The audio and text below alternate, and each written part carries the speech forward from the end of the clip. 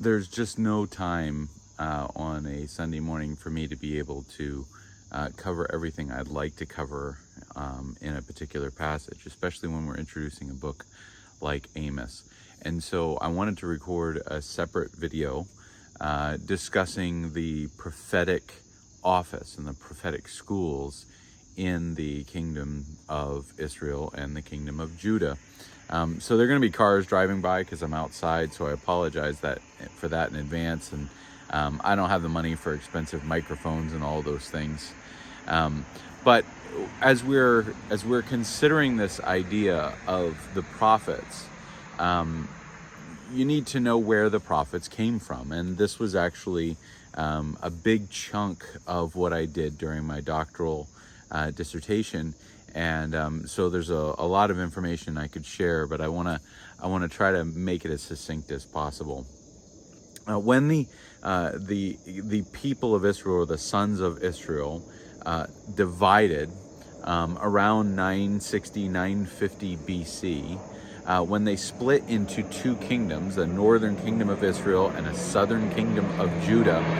The kingdom of Judah, and we're in the flight path of the airport as well, so I apologize for that. The kingdom of Judah had the shrine or the temple at Jerusalem, and they had the house of David, and most likely they had what copies existed of the Torah of Moses. Now, we don't know exactly how much written literature actually existed at this time. It's a time period we call the oral literary transition, and we essentially have people who are repeating oral literature, and it's being converted to written literature in this time frame, in this period. And so we don't know how much actually people knew about the Torah itself, unless it was memorized or being sung, or there were specific people in the villages and towns who were reciting it. We really don't know how that all worked. We can conjecture. But that southern kingdom, they had Jerusalem, and they had the shrine, or the temple, the house of God, the house of the Lord, the house of Yahweh. And so they had a priesthood, they had an authority structure around what it meant to follow their God. And that's actually pointed out in the book of Amos in chapter 2, how Judah is without excuse because they have the Torah, because they have the teachings of God. But Israel, the northern kingdom, first of all, split off under a general by the name of Jeroboam, and then after a series of civil wars, fell into the hands of a dynasty we called the Omrid Nimshites. Now they're named after Omri, who's the first king of this dynasty, who rules about 875 BC, and then Yehu, the son of Nimshi. And Nimshi was probably actually Omri's son or nephew, and so they're related. And Yehu, the son of Nimshi, becomes king a couple generations down from Omri, and his family actually will rule until 750 BC. Now, the kingdom actually falls apart and is conquered in the 720s. So this is pretty much about 150 years that this dynasty rules this kingdom. During this time, the Omrid Nimshite kings are not worshippers of Yahweh, the Lord, the God of Abraham, Isaac, and Jacob. Now, they seem to include him in their kind of pantheon of gods, and he might even be the one that they consider kind of the best of the gods in a system that's called henotheism. But they worship other gods, whatever god is convenient. The Canaanite gods, Baal, the Moabite god of Chemosh, whichever god, or Moloch, the Ammonite god, whoever seems to be influential at the time, they worship him. So how does God get his message to his chosen people in the northern kingdom if they don't have the law and they don't have a monarchy or kings who are going to support the law. They have competing shrines, and there's all kinds of things going on. Well, the answer comes in the form of two men named Eliah and Elisha, and we call them Elijah and Elisha, and they minister in the time of Ahab and his successors through to the Yehu, the son of Nimshi, basically around 840 to about 888, 890, 780, 790, somewhere in that time frame. And they establish this idea of the Nevim, or Nevi is the singular, the speakers, and that's the word that we translate today. We translate as prophet, but it doesn't really mean prophet. Like the word prophet kind of evokes imagery in English.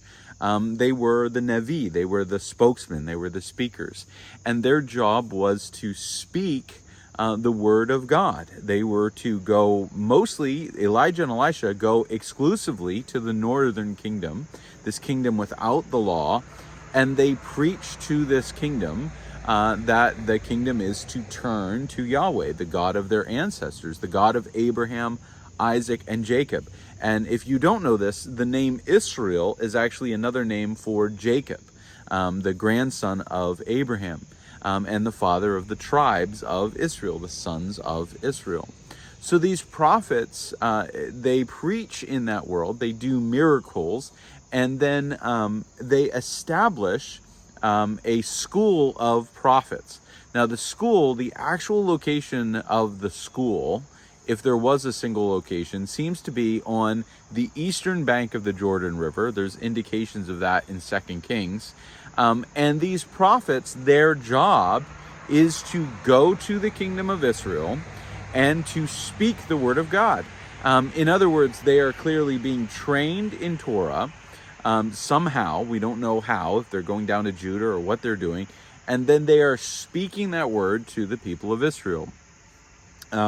So then, after Elijah and Elisha, we have a gap where we don't know any of the prophets, and then two prophets in particular appear. They're both in the minor prophets in our English Bibles, Amos and Hosea. Now, these two prophets go specifically to the northern kingdom in the generation before the rise of the great prophet Isaiah. Isaiah is a prophet in the southern kingdom. Hosea and Amos are both southerners who go to the northern kingdom to preach the word of God. So they are probably trained in the school of the prophets that was established by Elijah and Elisha. They are southerners, so they're familiar with the Torah. They're familiar with the teachings of the God. They're familiar with what Jerusalem is like. And so they go to Israel and they go to preach to them, calling them to restoration, calling them to return to the God of their ancestors. So Amos is probably about the year 758 to 750 BC. And this is a time period before an earthquake, which is referenced both in the book of Zechariah and in Isaiah, which was a generation later. Zechariah is a century, 2 centuries later, but it's referenced. It's a significant event, and probably it is described in 2 Kings 14 as the Great Affliction. There's this bizarre moment in 2 Kings 14, verse 23, where the chroniclers record that there was a great affliction that no one escaped from.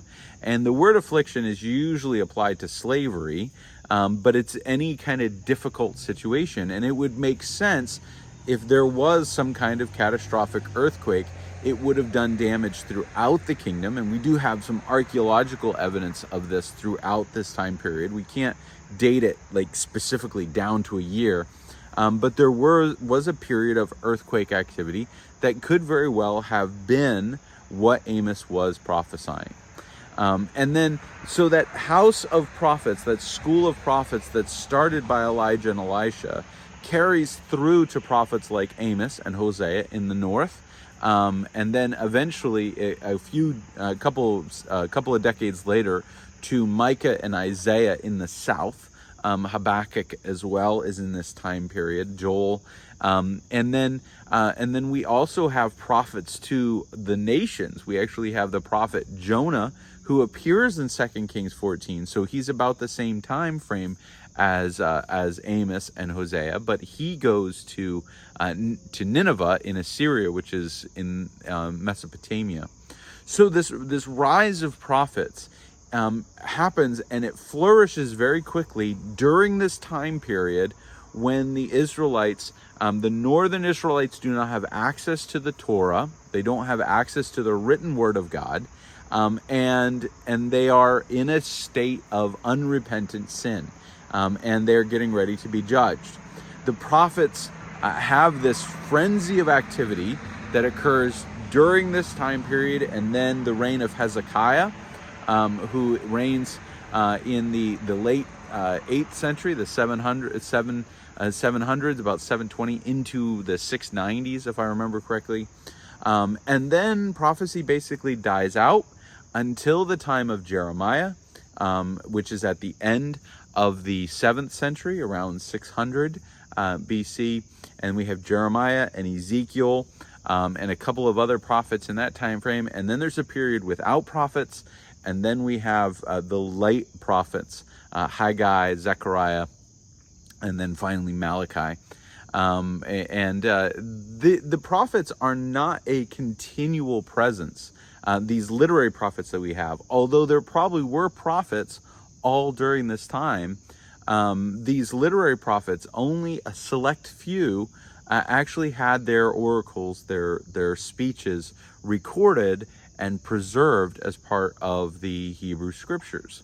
And Amos is the first, and he kind of sets the template.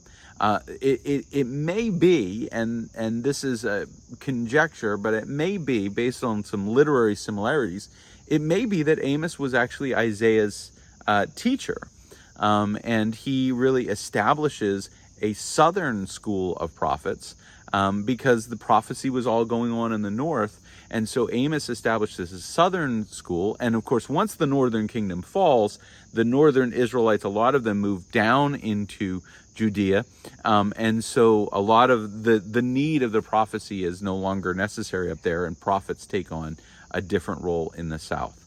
So I could keep talking about this, and I know it kind of free associated a bunch of ideas, but hopefully this helps us understand who Amos is, how he fits in the biblical narrative, and why prophets are so important.